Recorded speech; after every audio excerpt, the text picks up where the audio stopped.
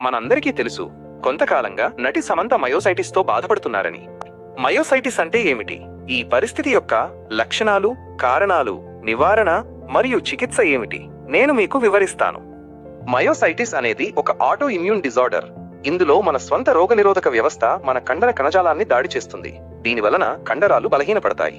Myositis యొక్క కారణాలు: auto immune disorder వల్ల, బ్యాక్టీరియా లేదా వైరల్ ఇన్ఫెక్షన్ల వల్ల, లేదా మందుల ప్రభావాల వల్ల.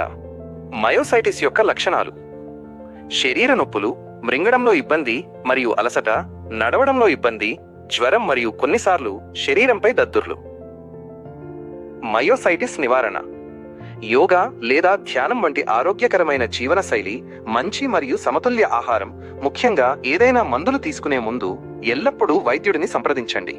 సరైన నిర్ధారణ, వైద్య సంరక్షణ అవసరం. తరువాత ఫిజియోథెరపీ చాలా ముఖ్యం. ఇది నొప్పి తగ్గించి, కండరాల బలం పెంచి, జీవన నాణ్యత మెరుగుపరుస్తుంది.